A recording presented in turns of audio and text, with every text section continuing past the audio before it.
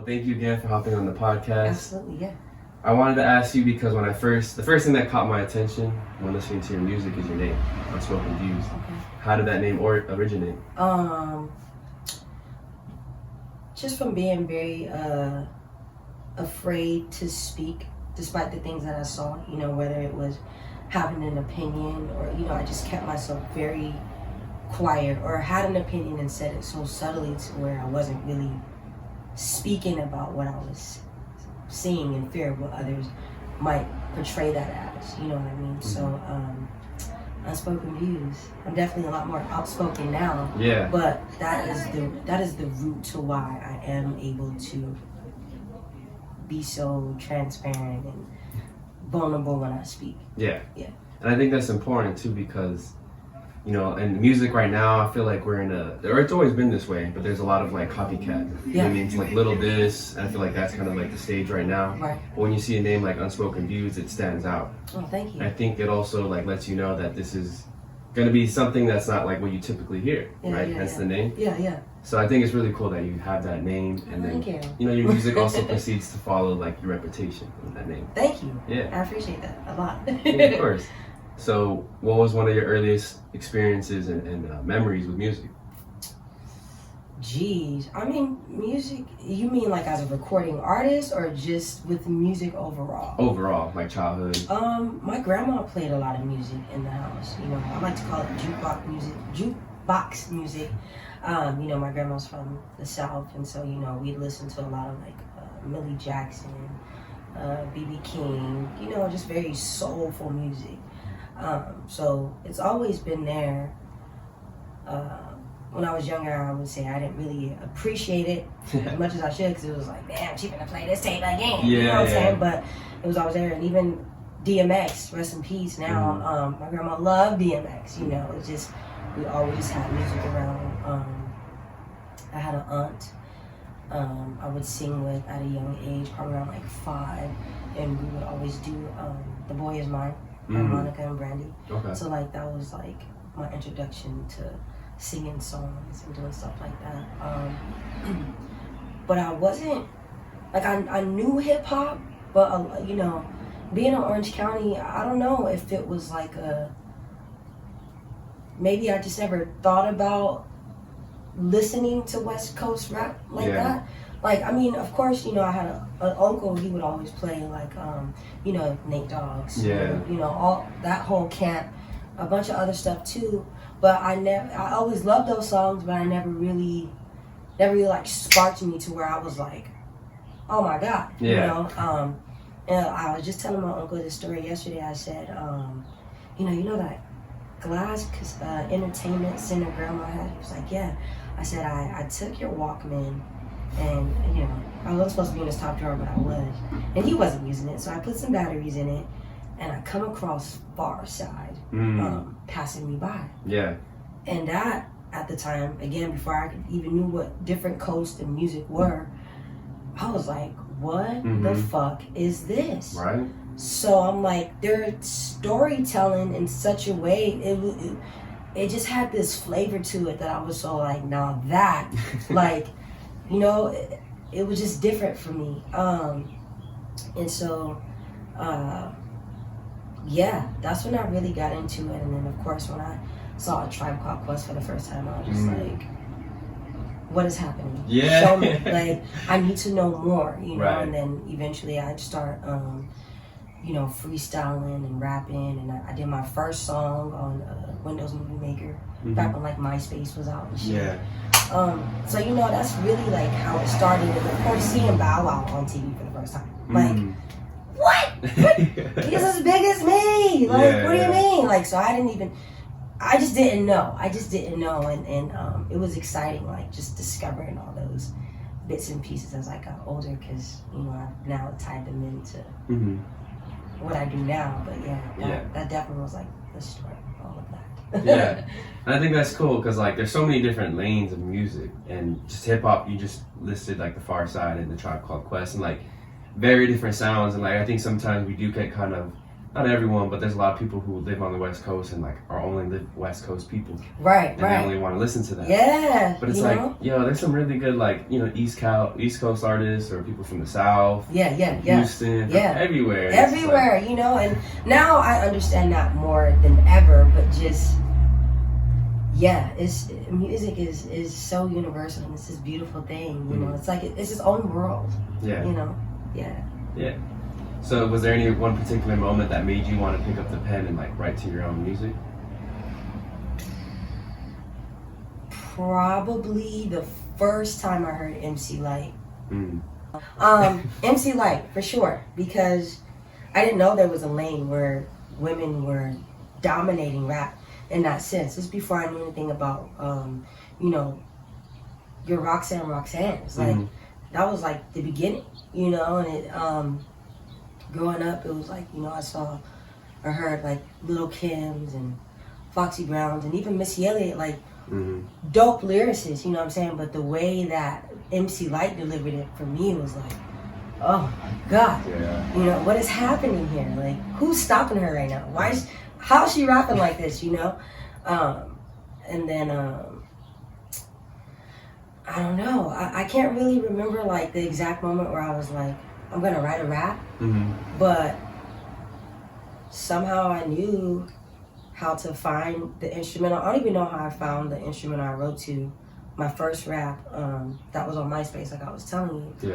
I came across I think it was Beyonce and Jay-Z, or maybe Beyonce and Big Boy. Okay. I might have it wrong. I might have it right, but it was the Hollywood song, and I rapped to that, but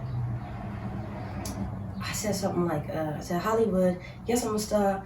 Young, but I own about 15 cars, black cars, living the life, I'm doing it right. Oh yes, it's a wonderful night. And it was dope. Yeah. It was, you know, all my friends were like posting on their MySpace page. They're like, oh my God, right? Yeah.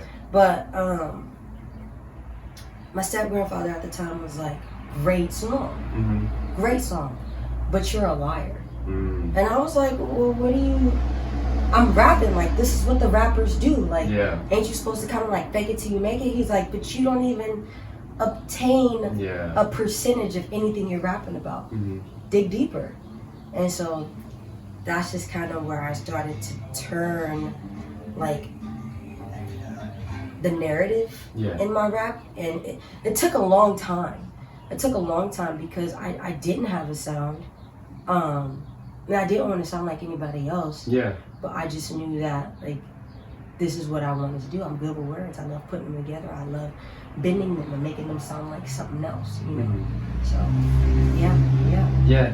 it definitely gets tough because, like you said, you listen to other artists talk about these cars or these rims or this money. And it's like, well, isn't that what you're supposed to rap about? Right. I think that's part of the culture. That's part of the game. It's the formula. Yeah, exactly. But you know, not everyone has that. Not everyone has to rap like that, you know? Right. I think that's the beauty of it, you know, finding your own lane and everything. Yes. Yeah. Agreed. So do you remember what some of your first music that you really put out outside of the MySpace songs that we're talking about, what that sounded like? Yeah. I had my first mixtape, and this is my first time saying this on wax. My first mixtape, you can still find it on SoundCloud. It's called Pay Attention. By Brianda Bullock. You know, I didn't know what I wanted to call myself at the time. But I believe it's like 3 tracks. I did The Far Side, Passing Me By instrumental. You know, that was my one like dedication, like, yo, this is the reason why I'm rapping, you know, one of the reasons at least. And you know, there was no stability really with my recording schedule. You know, I'm still in school, I'm in and out of a bunch of different stuff. But that was definitely like my first project. Like, okay, I could put together a collection of songs, you know, but again, I still didn't have an identity or a flow. I was just rapping, you know, and it was dope. Like, you know, I had the ability to tell stories and make it fun. But it just wasn't quite there yet, you know. At least in that space. Yeah. Okay. Right on. Now, growing up in Orange County, did you find it, let's say, difficult to kind of express yourself in your music and tell people that you make music like that and you rap? Honestly, no. No, it's never been a factor for me. No. I just rapped, and the fact that I was from Orange County didn't make it any less or more relevant. At least for me, it was just like, people make it out of Orange County. It might be a harder stretch and push because we're not in LA or in Atlanta, even though LA is 30 minutes away. Two completely different demographics. Right. But I just kept picking it back up wherever and whenever I could. But that alone never stopped me. Okay. You mentioned demographics. Did you have any like challenges being a black woman growing up here in Orange County? Yeah, I wasn't black enough. You know, I probably didn't start saying nigga until like the 8th grade because people who would come from those different districts outside of mine, like LA, you know, people from Crenshaw or Inglewood or whatever, you know, and this is more junior high. And it's like, why do you sound like that?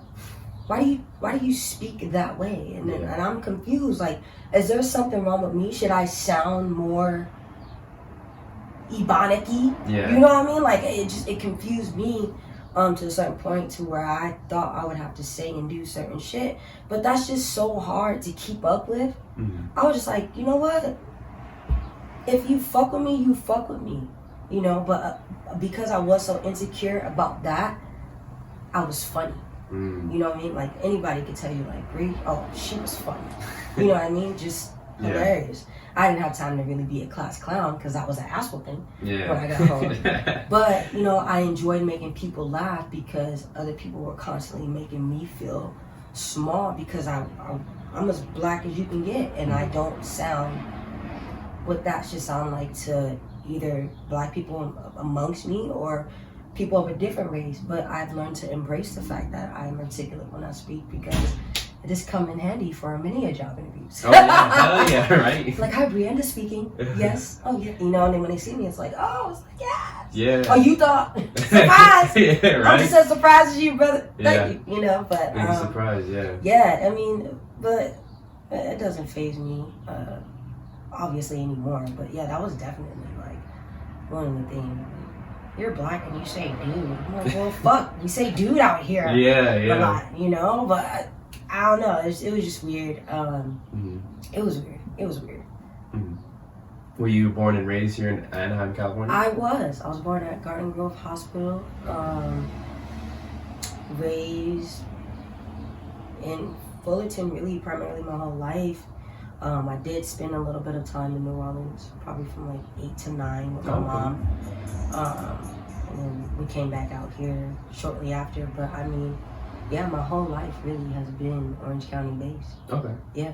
Did you ever do any like talent shows or stuff like that when you were in school? Hell yeah. Me and my auntie, we're a year apart. Okay. So we're more like sisters than we are niece and auntie. And the first talent show I ever did, we were at Whitaker Elementary right here in Buena Park. And we did it to Aaliyah's Are You That Somebody? So we learned that whole choreo and just ripped it. That was one of the talent shows I did. I want to say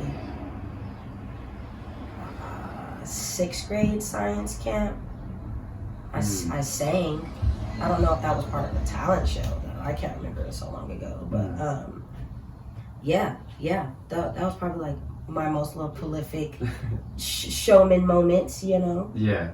Getting used to the stage. Used to the stage presence. You know, I'm shy, but I'm not that shy once I start to open up. You know, and I remember the first time like really being on stage at the 6th grade science camp. It was like, I like this feeling, not because like all eyes are on me, but like people are taking the time to listen to what I have to say, like, and I have a lot to fucking say. Yeah. And I just remember feeling what that felt like. Like I wasn't scared of that feeling. Like, you know, most people get on stage and it's like, oh my God, everybody's got their eyes on me.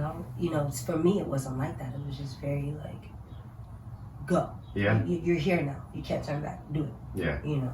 Yeah, it's a real fear. I think like it's second to death, right? In as far as like when they ask Is people, it? I believe so. I could be wrong, but like when they ask like in national polls, like Yeah. what are you most afraid of? Like public speaking is usually like a top 3. And you know, I don't know. I've always been pretty comfortable with it. I'm sure there's a lot of people who aren't, but You know, I guess it's just something about being up there and people just being like, it's you. Yeah. There's a lot of pressure that comes with that. Yeah, There of is. course. And then I think a lot of people are afraid to fail. You know, they probably, whether it was when they were a kid, they got made fun of. Yeah. Failing in front of their uncles and aunts, that kind of deal. Yes. So you just magnitude, you know, if you're in front of 100 people, you don't want them to make fun of you, you know? Of course, you know, and shout out to the people who break that fear too. Yeah. Getting older, it's a big deal. Oh, hell yeah. Yeah. Because I know when I was in community college, we had to take a public speaking class in order to like get your AA. Oh shit. And there were so many people that like did not want to be there for the life of them. And like, I felt bad for them, but you know, they're able to do it. They're able to get over that fear, some of them, and some of them thrive. Some of them were so-so, but it's challenging, you know? Yeah. It's definitely like, you have to start from the ground up. You have to, you know, and that's for everything though. Yeah. But absolutely. Yeah. Right on. So do you remember the first performance that you had like under Unspokenviews?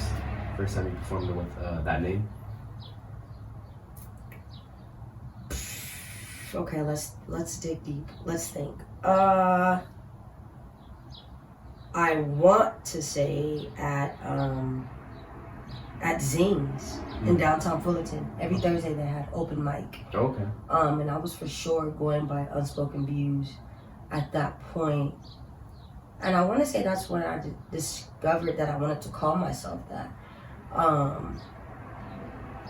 Yeah, that's what I'm sticking with. Zings. DTF, Thursday night, open mic nights, and I would go up there, and at the time I was doing poetry. Strictly poetry. I wasn't thinking about songs. It was just helping me get through a lot at the time. So I just write poems. And again, just being up there and not being afraid of that feeling, getting my emotions out. You know, I had a lot of friends that would come through and support. That's right. And just, you know, root me on.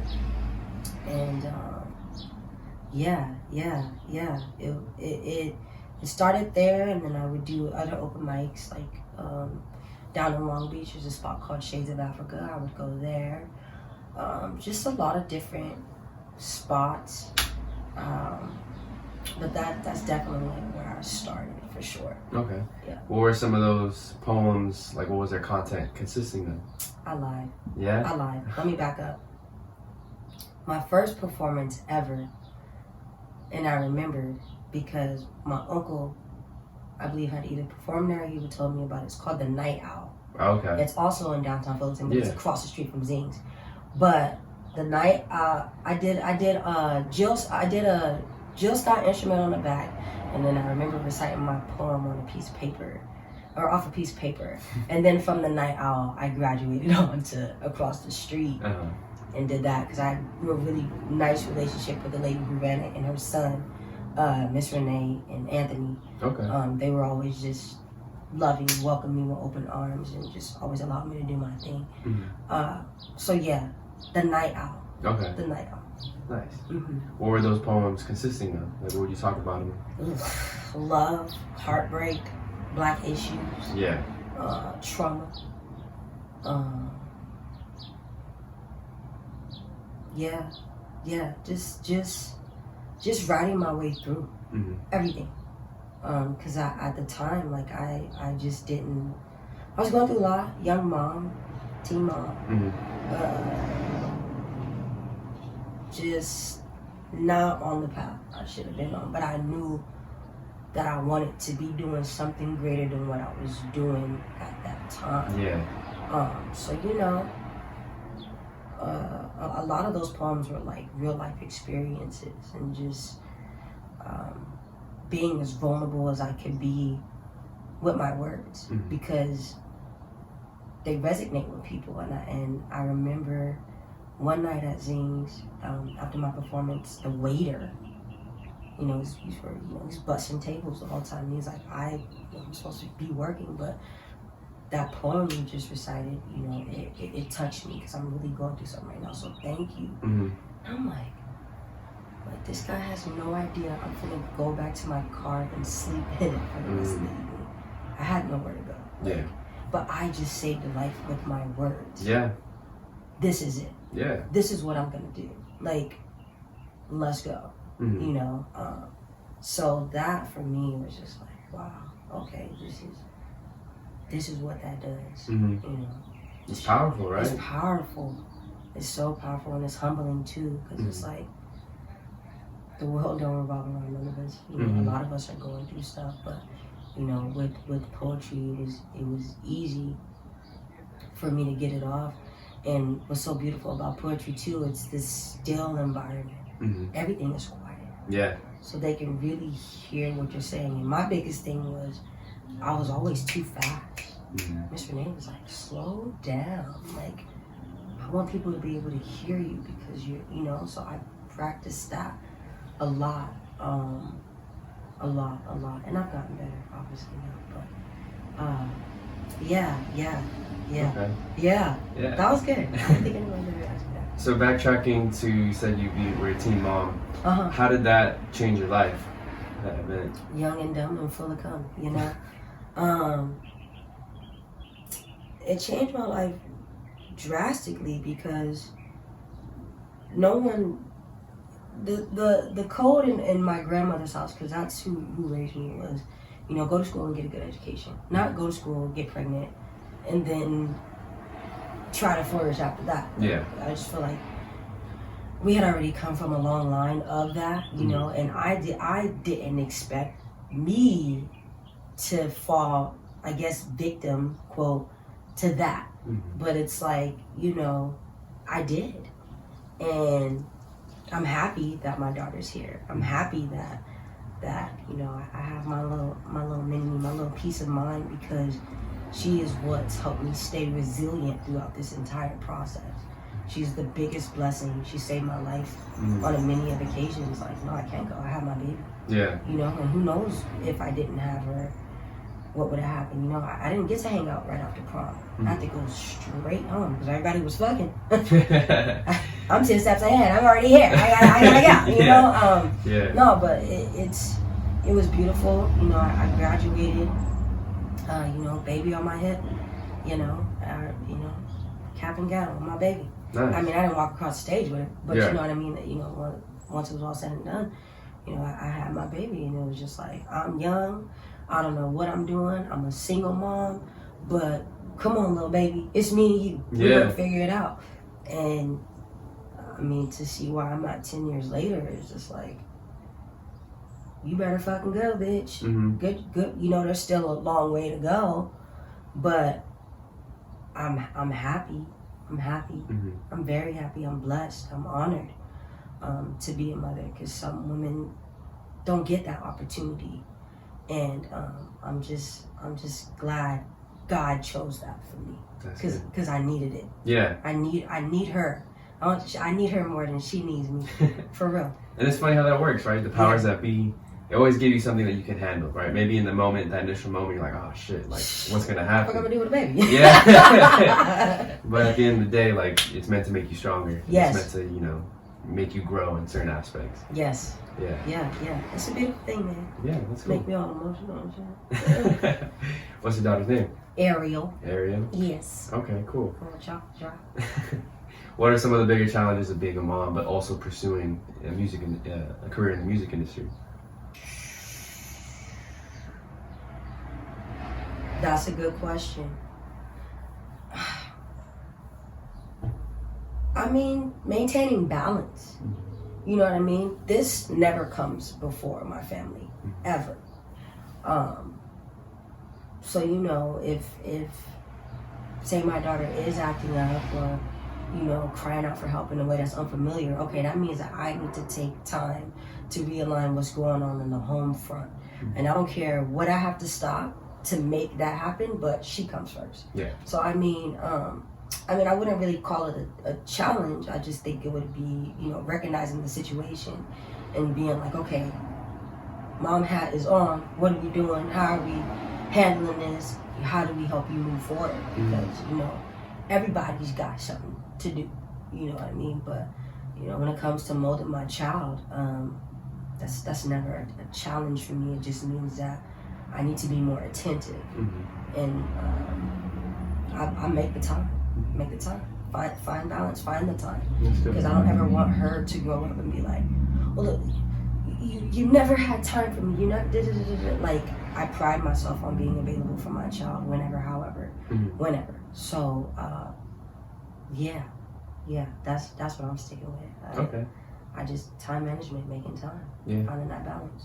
There you go. I'm a mom first. That's good. Before I'm Unspokenviews. Yeah. You know, and I don't say that just because it sounds good. I say that because I mean it. You know, I'm a mother first. That was my first title before, you know, anything. So I wear that proudly. Yeah. And I think so, like, I get to work with kids through school districts and do stuff. I've had various different roles, but sometimes you get to see which kids don't necessarily get that attention at home because then they cry out for it in these programs or during school or during their sports.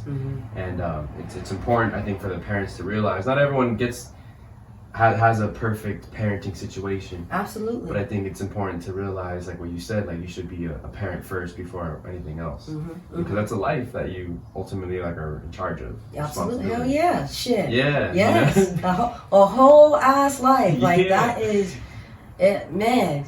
You know, I think about the times like being a worried parent or having a parent worried, like, forgive me. Yeah. Because it's, oh man, it's stressful. But you know, you raise your child to be honest and with integrity as much as you can. You know, they come out alright. Yeah. You know, they be alright. They be cool. Hopefully, yeah. Yeah. That's good. Now to backtrack a little bit earlier to what you were saying after your spoken word poetry at Zine, right? You said you would sleep in your car. Was that like a struggle during a certain stage of your life, and how did that come about? Yeah, you know what? I was homeless. I was going through some shit. And I had to find my way. So I ended up allowing my daughter to stay with my mom for like 6 months, if that. But my car was my home, and I had a job. You know, every day I get up, I go to the gym, I work out, shower, get ready for work. You know, if it's a regular weeknight, I'm just probably at the bar getting drunk somewhere, I don't know, or hanging out with a close friend. Yeah. Or if it's a Thursday night, I'm out performing at an open mic. But you know, I started to feel those times less at the bars, more with open mics as time went on. But in that time, I think I was just trying to like drink away my sorrows and understand like why everything was so hard hitting at one time, you know. But I made it through, and I remember one of them nights, after my performance, my car got stolen. And I was with my homegirl Kim, and I'm like, what are we gonna do? And I was lucky enough I had a couple of bucks in my pocket, so I got a room for the night. My homegirl stayed with me, and she was just like, I'm gonna stay with you until we figure this out. You know, just keep your phone on in case they find your car, because we called the police and everything. So I didn't worry about it. I was just like, man, God, like, you know, you say you give your hardest battles to your toughest soldiers. Yeah.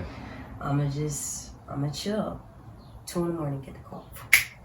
Miss Bullock, we found your car.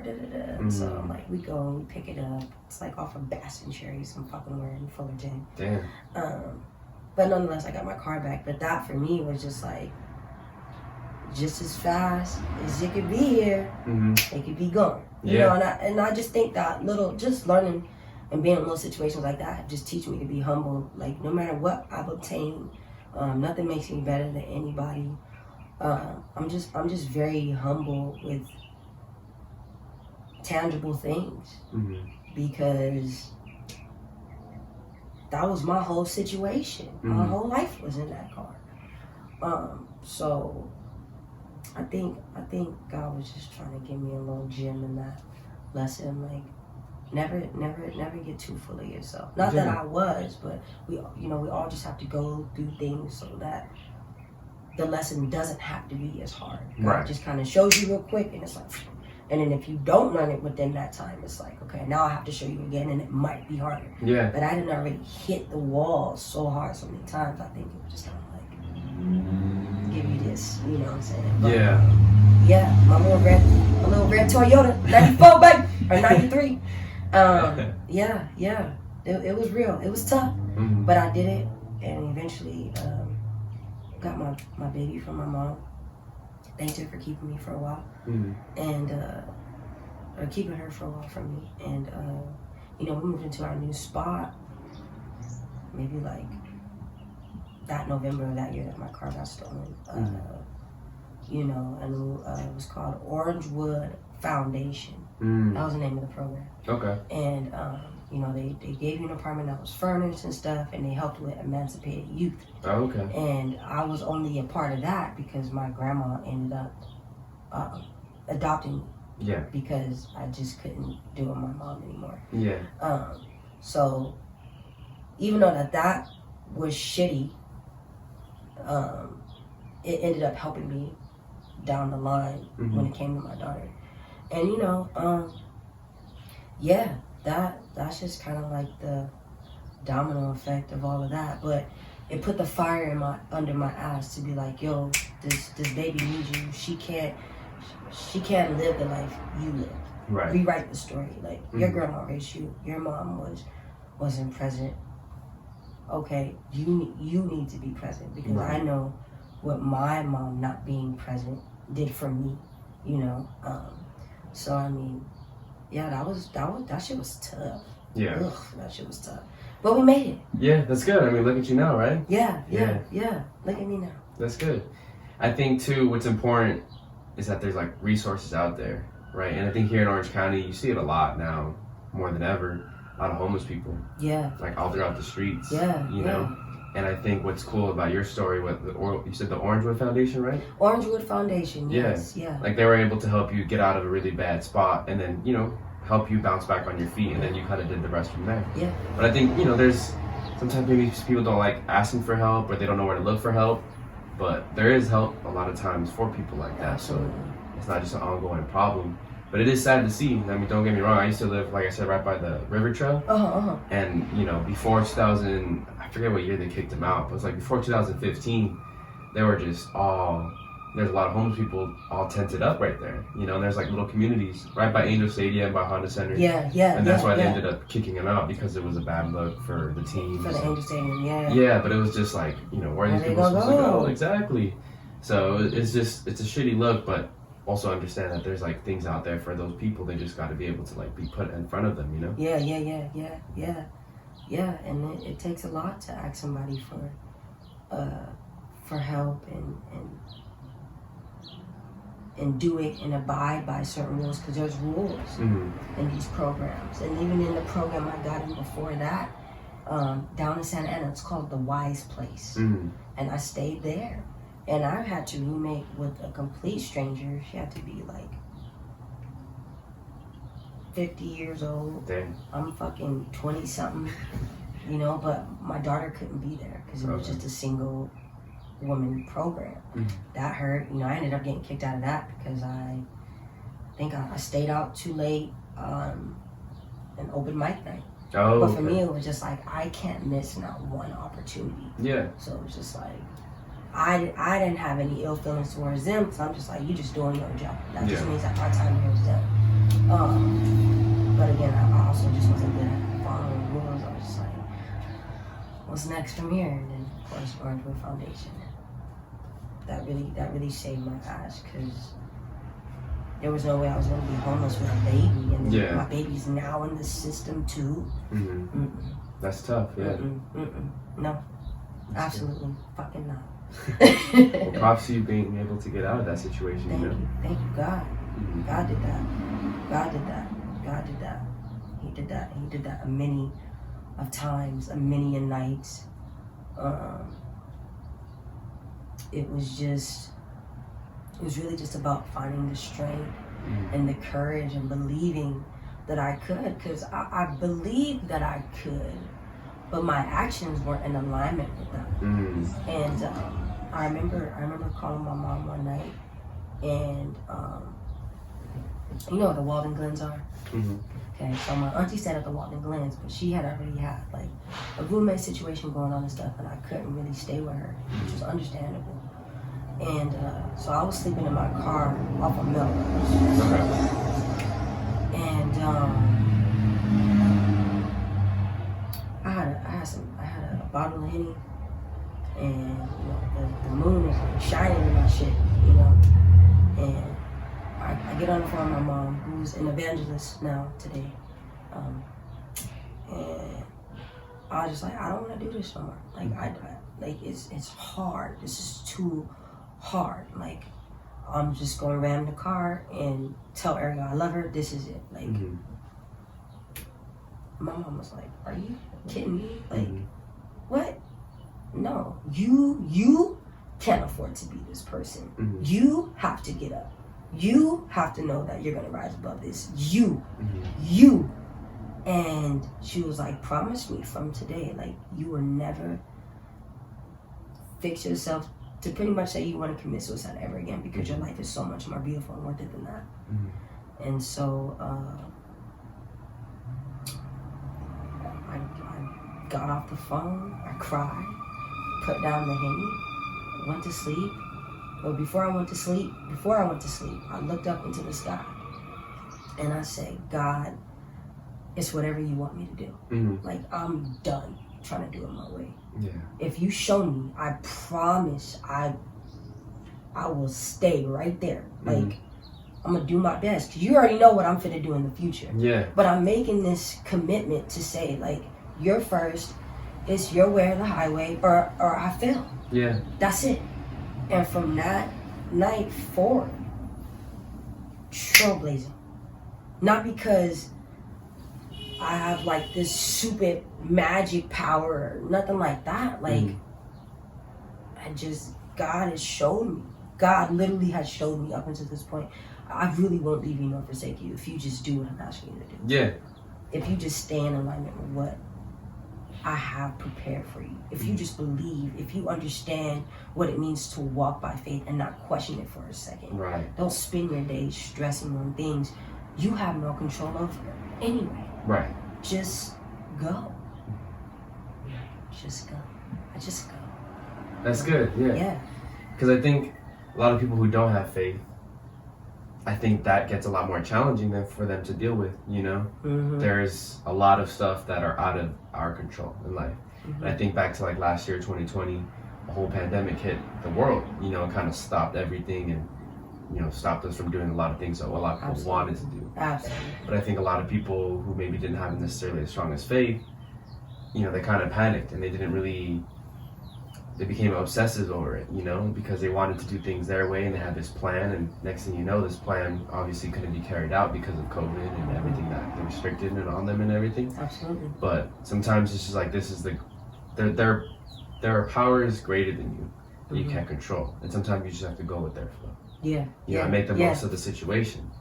And it's not always going to be pretty, but like, kind of like what you're sharing with your story is, there's light at the end of the tunnel if you just continue to trust the process. And that can kind of get tiring to say, especially when things are really bad, Man, but it's like, you gonna stop? For what? And then look back in 5 years and be like, damn, I could have had A, B, C, and D, if I would have. I didn't want to be an if person. I'm just gonna do it, and it has to pay off. It has to. Like, I mean, even with the pandemic happening last year, I was supposed to have an entire listening party for my album. And I was geeked. I had more people ready to show up than ever. We had spent all this money on production, and it was just like, the day before, I was like, what the fuck am I gonna do? How am I, like, and I didn't have any of this. I didn't have none of this. I was still living off of Magnolia and Crescent. Because I'd even cross Brookhurst, and let's just call it Brookhurst. Yeah, Brookhurst and Crescent. That's where I was. By the park, right? By the park. Okay, so I was over there, and we had a few days to move before we got this place. But it felt like I didn't know where I was going, and so I didn't have any new music recorded. I didn't really have a backup plan, and so I held on to the album till about June. And I was listening to something, I forgot what I was watching, but they was like, you know what I'm saying, it's not yours to keep. Like, give it, share it. And I Flow ended up being one of my better albums. People still bump I Flow today. Yeah. And they're like, I love this album. It's a good compilation of music. Like, this is so good. I'm still hurt that I wasn't able to execute it the way that I wanted to, but I got it out. Even the music video we shot for one of the songs just ended up never coming out. Oh, sure. You know what I mean? So it was just like, okay, what do you want me to do now? You know, but I spent all summer building this. I took that little stimulus money and was like, okay, what can I do with it? And we fucking made this shit brick by fucking brick. There you go. Brick by brick, piece by piece. I remember when I just had this futon in the desk and I would just come in here and I'd just be like, this is gonna be, it's gonna be like just one thing at a time. And then I had no idea how to use a Logic Pro. I was still recording off my phone top of that year in my car on my lunch break at work. But I would do it through GarageBand. So could you imagine fucking doing GarageBand from your phone? Damn. It's so tedious, you know? But I recorded some pretty good songs doing that because I'm a firm believer in using what I got. Yeah. You know, if I had enough money to be able to afford the studio, awesome. We getting in there, and you better fucking believe I have 8 songs ready to go because I only have 4 hours to clock this shit. Yeah, of course. Until the next time I get some money. But with having this space, you know, I didn't know jack shit about nothing, but I'm humble enough to be the student. I'm always humble enough to be the student. Yeah. And so last summer, I just tuned into everything, was going through each and every plugin. I don't know what they do. I don't know what they're for. I'm going through each and every sound. Why? Because if I need this sound, I want to be able to know where I can find it. I'm recording myself. I'm liking stuff. I'm throwing stuff away. Shout out to my brother Remy. We spent all summer going back and forth, just doing songs, learning how to send the files to each other. Okay. Oh, what plugin did you use for this? Because your vocals is up more than mine on this. Yeah. Oh, well, I did A, B, C, and D. Oh, okay, well, what's your engineer telling you? Like, how do you, oh, well, my engineer is telling me. So it was just like this teaching moment. And now we being here mixing shit, you know, and shout out to my engineer, Lum. You know, he is like the ultimate final touch on my stuff until I really grasp the entire code to this shit. Yeah. But it was just humbling. You know what I mean? What I was able to do with that. And now it's like I never want to leave home. Yeah. I have everything I need. You know, and it's just like I'm constantly in here like, how can I get better? How can I get better? How do I top myself? Like, I don't see it, I don't hear, I'm not like, I can't allow myself to be distracted because then I'm gonna find myself in a space I don't want to be in. So I just continue to do my best because man, last year was hard, but it also again like put that fire under my ass. Yeah. You can't go to the studio right now. What are you gonna do? Right. You gonna wait? And do what? Wait for who? Because you don't know if such and such is going to be available after the pandemic. Right. Yeah, a lot of people lost their business or jobs, you know? Show up for you. Yeah. So I fucking showed up for myself and didn't know what I was doing. And I was cool with that. Because now I know a little something and I can now pass that on to somebody who feels like, okay, I'm not ready to like invest. Cool. Bet. Let me show you what I know. I don't know everything. Yeah. You know what I'm saying? But I'm big on passing the knowledge. Yeah. There's no point in holding on to it, trying to be fucking cool and like, I know all of this and you don't. Like, right. Fucking weirdo. Like, yeah. If I don't learn it from you, I'm gonna learn it from somebody else and vice versa. Like, right. I just think that it also taught me that like, it's no secret. Like, just share it. Yeah. It's fine. Everybody wins. Yeah. We can all eat. It's not a big deal. Yeah. So, yeah, it was hard, but it was also like a blessing in disguise, low key, you know. And God bless anybody and everybody that is still affected by the pandemic or has lost somebody due to COVID. It's tough, you know, and we're still trying to get better. Excuse me. Not good. Bless you. Bless you. Excuse me. Thank you. We're all just trying our best every day. Yeah. Trying to get it the best way we can. Yeah. You know. So, yeah, that pandemic was a whirlwind. We're still in it, I guess. Clearly. Yeah.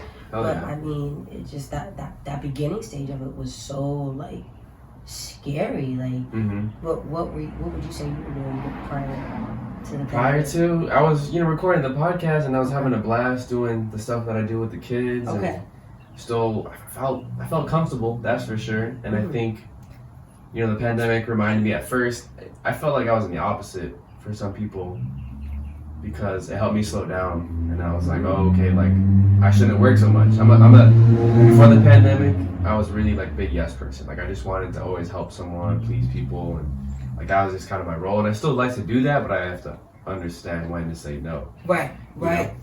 And so the beginning of the pandemic was cool because like no one was asking you for help, no one was asking you to go out, you know, no one was asking you to do this, that, and the other.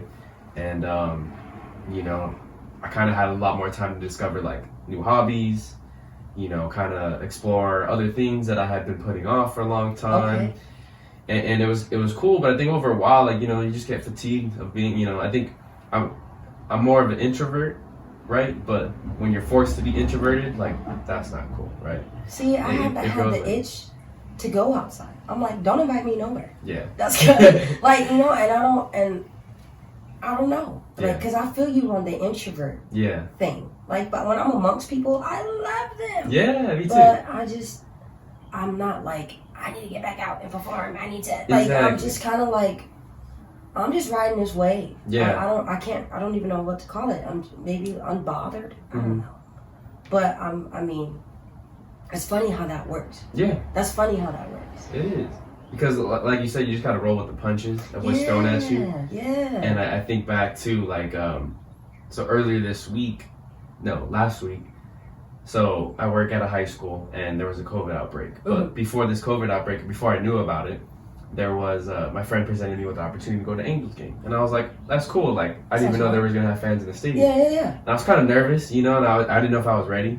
Kind of like you said, I'm not the person who craves to go out to a baseball game. Okay. I'm cool with watching it on TV. I'm just glad to have some sports back, you know? Right. And, but I was nervous, definitely, like, leading up to it. And then, you know, obviously, a couple of days before, COVID outbreak at my school, so I have to get tested, and I tell them I can't go. But it just kind of, you know, worked out that way. And I guess... Because you were kind of battling it. Yeah, exactly. You know what I mean? So it just kind of worked out. I was like, okay, well, I guess I don't have to go through that hoop yet. So it kind of worked out in a positive in that sense, you know. But I don't know where this was going, but it's just, you know, sometimes I do crave like a little get together or go to the park with my nephews. Okay. Especially like at work with the kids, you know, that like I was a big athlete like in high school and growing up, so like, you know, how I connect with them is throwing the football or playing soccer, you know, shooting a basketball. But like the fact that staying active, being physical, like doing stuff, okay? And the fact that that's so limited still now, it's challenging, you know? It's definitely really challenging. And so that can be difficult at times. It's something, like you said, we're still going through this pandemic. I think from the moment till we can return youth sports and, you know, not kind of worry about... When they, like, open everything up, like... Yeah. I don't know if that's going to change for me. I don't know. Yeah. I mean, I definitely miss performing. I miss that adrenaline. I just think that it's okay to take our time and not, you know what I mean? Because you don't want to.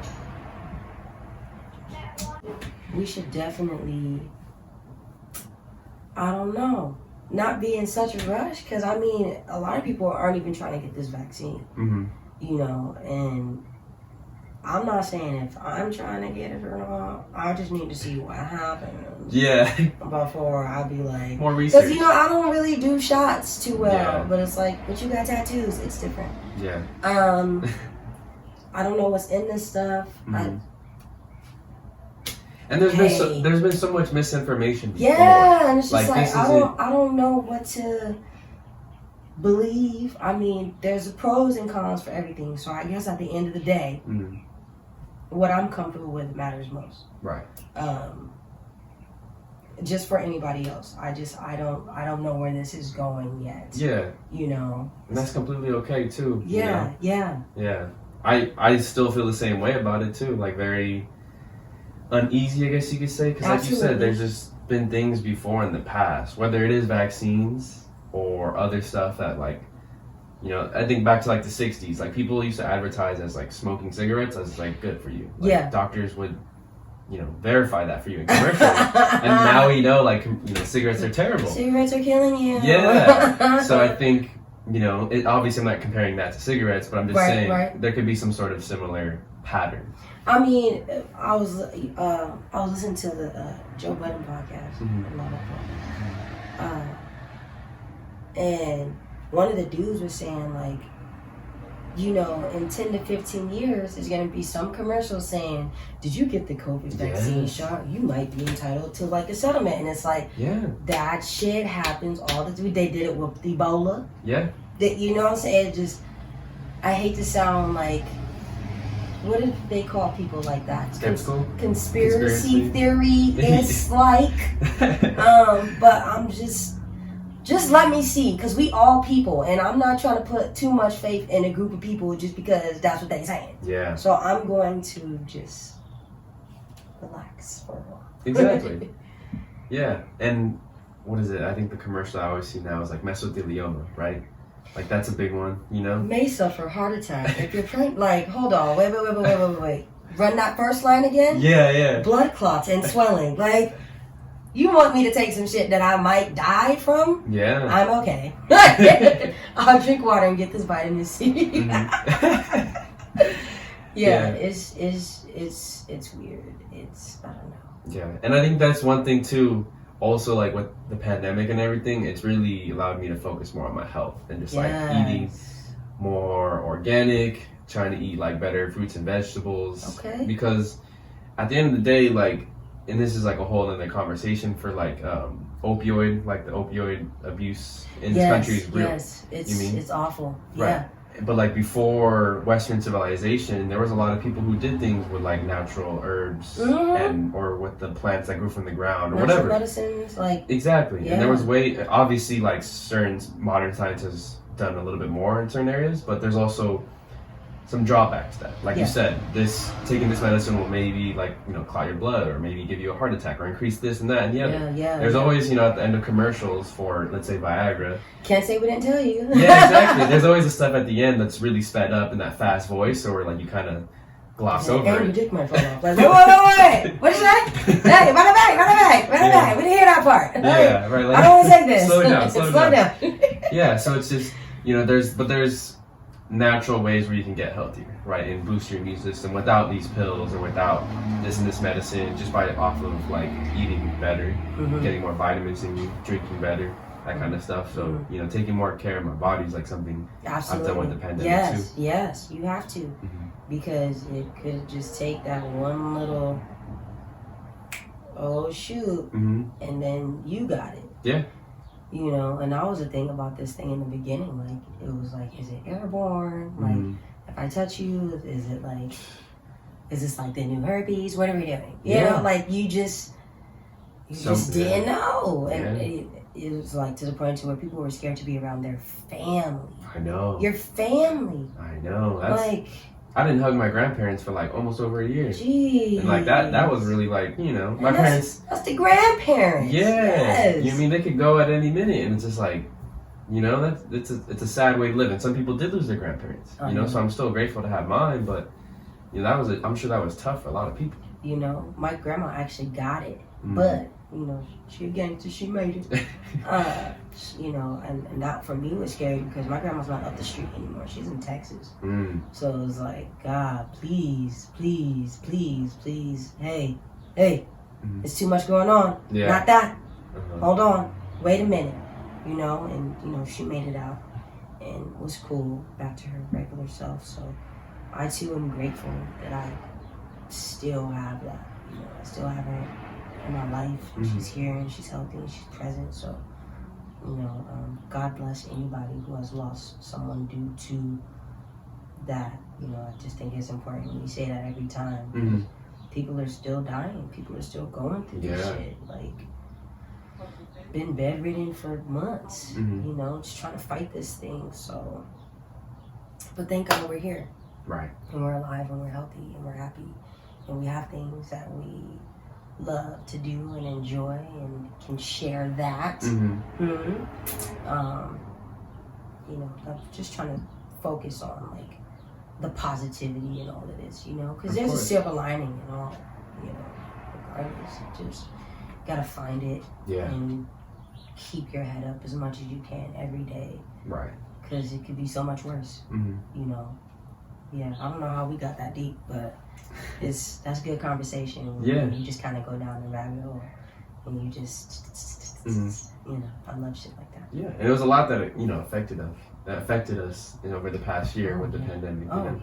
So a lot of different areas. It's good to have like spaces to let that out. You know? That's a safe space. Yes. There you go, like safe that. space. Yes.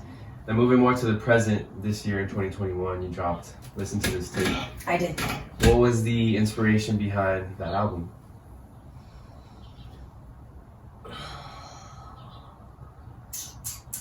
The inspiration behind it, love.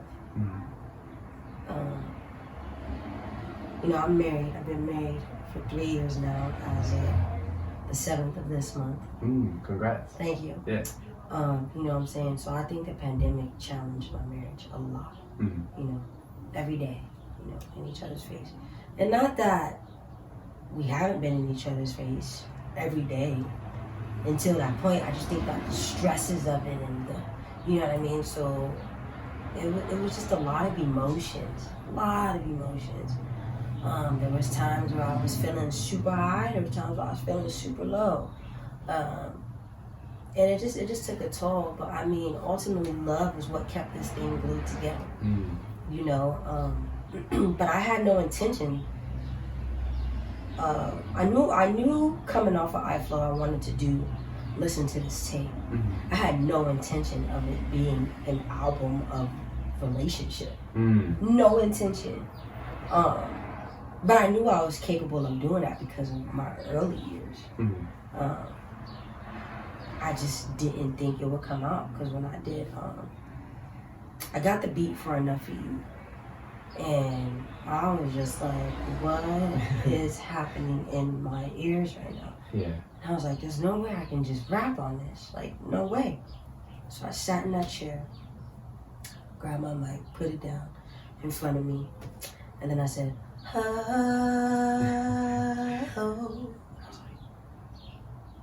Double that. Do that again. Yeah. So I doubled it. I just can't get enough of you, babe. I was like, what am I, like, where's this come from? Where's this coming from? So, like, Enough of You really set the tone. And shout out Ryan Bailey for the production of that beat, because he really helped lay the first brick to a project I can attest to probably be like a level up project for me, because it was so like, it's relationship, it's love, it's accountability, it's frustration, but then it's like, you know, you have songs like Break Up to Make Up, like it's real life shit, ups and downs of a relationship from top to bottom. So shit, I guess the inspiration comes from Enough of You and what I did with it, because I'm a rapper, you know, but Listen to This Tape gave me to flex vocally. I wasn't trying to sound like anything because, to be honest, To Pimp a Butterfly was my Bible. Oof. Like, right? Production-wise, and just how, like, certain, just the vulnerability and just everything. Like, I studied that. Like, that's what great production sounds like. You know, I mean, and there's other projects, but that was just the chapter I was on at the time. That was my homework assignment, you know, and I took what I would hear from that and applied it to what I was doing and just became completely naked with my music. Like, this is it. This is what I'm gonna do. This is how I'm gonna say it. And I didn't think twice about it. Everything was just very like one after another. Just when I thought I had a beat for one, okay, we're getting rid of that one. We're gonna take this one in. And Potential, my boy V, my manager, you'll be seeing a lot of him soon. We did Potential over the phone. Remember, he's on the East Coast. Yeah. So I remember hearing the beat for the first time, and I'm like, oh, and he goes, you're gonna go, baby, you got potential with Love Ride, baby. All right. And I was like, okay. But he was like, you have to write the rap though. Yeah. I was like, okay. So I wrote the rap, sent that John back, and he was like, whoa. Okay, let's do that again. And you know, Listen to This Tape was done partially like with me and V. We wrote a lot of those songs. Shout out Huddy, and a few other writers I might be forgetting the credit on that. But you know, everything was so divine in timing. Everything, just from top to bottom. You know, I had beats that I'd been sitting on for years. And I was like, we're throwing this here. Yeah. We're throwing this here. Like, there's no way we're not doing this. And, you know, we ran everything through. My boy Kiki, my in-home producer, I love you. Thank you for everything you do. You know, when Kiki doesn't like something, it's a fucking problem. Because Kiki is so, like, particular. You can't get nothing past him. And it's like, what don't you like now? Yeah. But when I sent him the project and Kiki is from top to bottom and he's going, what did you just send me? Yeah. Was that the outro? Or is that somebody different? That's Kazari. Okay. But no, I'm talking about from Listen to This Tape, the production and shit like that, you know, because he has a few beats on there too. When he sent me back, like, the mind-blowing shit, like, and had nothing else, I was like, nigga, yeah, we did this. This is it. Like, Kiki don't have nothing to say about it. Kiki always has something to say. And even me and V be like, and I had to tell V, like, look, Kiki, he the one. You know, you can't get nothing past him musically. If it don't sound good, even in, like, the smallest of pockets, he's going to be like, no. No, because don't nothing phase him. Right. You know what I'm saying? So I was just like, we really have something special. We'll listen to this tape, and we're just going to. We're going to continue trailblazing with it. We're going to continue setting shit on fire because it's just the beginning. And I think listening to this tape has really helped me tap into another dimension of myself. And it's just like, I can see it for me now. With listening to this tape, I can, like, this long gut. Yeah. You know, and it's a slow crawl. Yeah. And I will continue to crawl until I'm ready to walk. Because once I start running, don't look back. Ain't no baton to pass here. Yeah. Like, we going.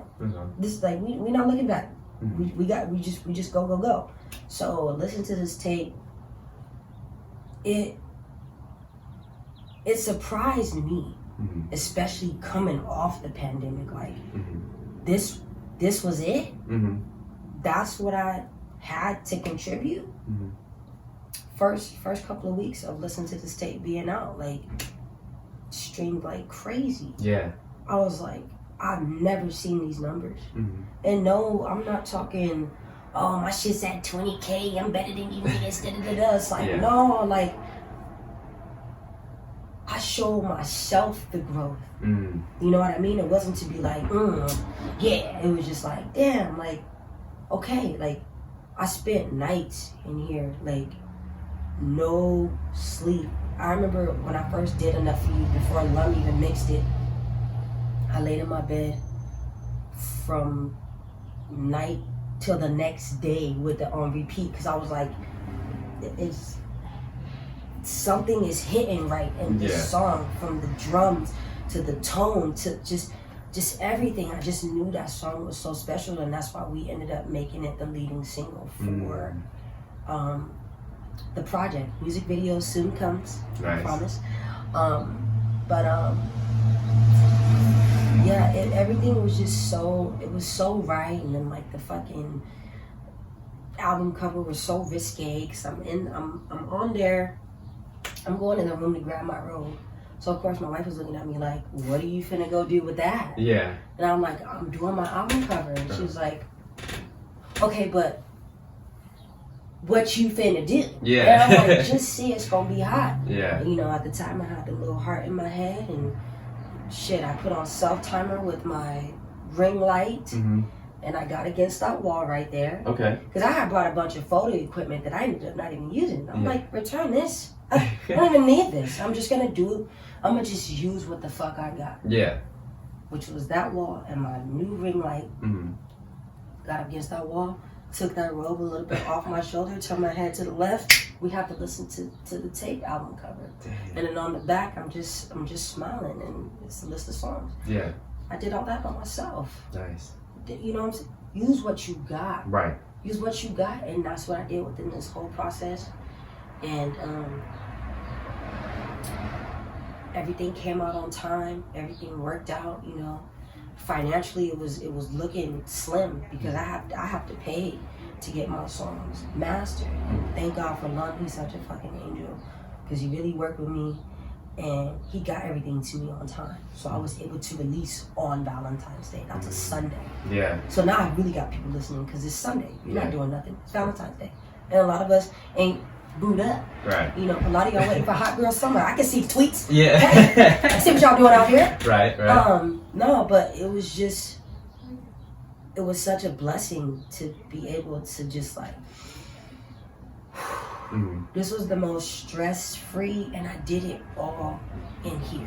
Damn. And I think that's what makes it even more special. Like, unless I was going to the studio to, you know, get some more touched up with the mix, you know, my engineer has no problem picking up the phone, and I'm like, hey, how do you use this? And like, Lum is very patient in that, like, you know what I'm saying? Or he'll, you know, he's just a nice guy. That's you. I love that, you know, everybody that I work with, V, Kiki, Nico, Huddy,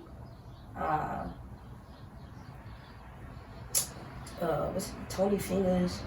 I mean, he's gonna be on the deluxe. Daniel, you know who Daniel is from out here. Daniel James? Yeah. Yeah, okay. You know, I got a song from him that's gonna be on the deluxe album. I mean, just, you know, just working with people that have good, beautiful, and genuine energy, and just like, I trust you with my work, and vice versa. Like, I trust that you're gonna do great. I trust you enough to give you this piece of me, because I know you're gonna, you know what I mean? So just the whole process, man, like, listen to this tape is far from done. I'm far from done. I'm gonna eat off this thing for a while. There you go. For a while. Hell yeah. Yeah.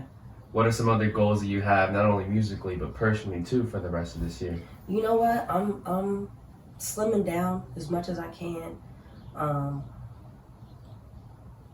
I want to feel as sexy as I sound when I'm doing these videos, and you know, really just getting my face out there as like the artist. You know, I want to be the best version of myself I could possibly be. So, you know, instead of waking up and smoking a cigarette, I'm waking up and working out. There you go. You know what I'm saying? Like, discipline, really just rerouting my discipline. You know, eating habits, drinking more water, you know, staying more conscious of what I consume and stuff like that. And just working. Like, I'm literally going to work a lot this year as far as music goes. Like, we're gonna just start tapping in at different things and checking things off of the list. Like, okay, we did this, okay, on to the next thing. Just being as consistent in my craft as possible, because I now have, through the grace of God, the funds and the resources. Foundation. The foundation, you know, and it took a long time to get to it, but I just know that, you know, we're going to be rocking this thing out for a cool minute, and then, you know, whatever inspiration comes in between, you know, I'll lay it down, but there's no pressure. Yeah. There's no pressure, like, and if there is pressure, it's because I'm putting it on for me, because I feel like I'm not doing enough in the moment. But I already have so much on my plate. It'd be stupid to try and go back for seconds if I'm not already, you know what I'm saying? Like, hold on, I'm not done yet, you know? So, yeah, I'm just taking everything with a grain of salt and staying focused, so that by the time the end of the year does come, it's like, oh, look at all that you were able to do this year. Yeah. Where it's not done yet. Right. But you still checked off. You still did what you said you were going to do. So just staying consistent, getting in shape, maintaining my peace, and continue creating and getting better. That's really what that looks like for me moving forward. Yeah, and minding my own motherfucking business. That is my favorite thing to do. Okay. At the top of the list. Okay. Yeah. Hell yeah, that's good. It's been a lot of fun. Before we wrap things up, I do like to ask. Leaving? No, not yet. No one comes to visit. No, I'm just kidding. I'm kidding. We got some like fun little, you know, introspective questions to kind of help the audience to get to know you a little bit better. Okay. So if you could have any toppings on a pizza, what would they be? Not fucking pineapple. Ew. There we go. Gross. Pepperoni, man. Just give me a regular slice of pizza. Okay. Why you know the extra shit on it? You know, if I'm feeling fat, throw some bacon and some ham on there. I don't know. Yeah. But like, hey. Simple. Keep it. Yeah. Yeah. All right. Right on. If you could talk to any person or multiple people, dead or alive, who would you want to speak with the most? Ooh. And these have to be like influential people? It could be family, it could be influential people, it could be, yeah. I would say my grandmother's mother. Would that be my great grandmother? That'd be my great. You know, because like there's just, you know, questions I would want to ask and stuff. Like just the beginning, you know. I would love to do that if I could.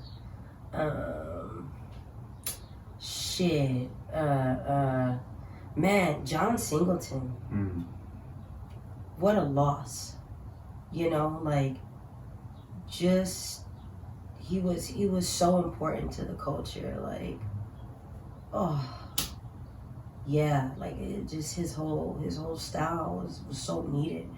And like to be able to pick his brain and see like why he did certain shit cinematically. Am I saying that right? Yeah.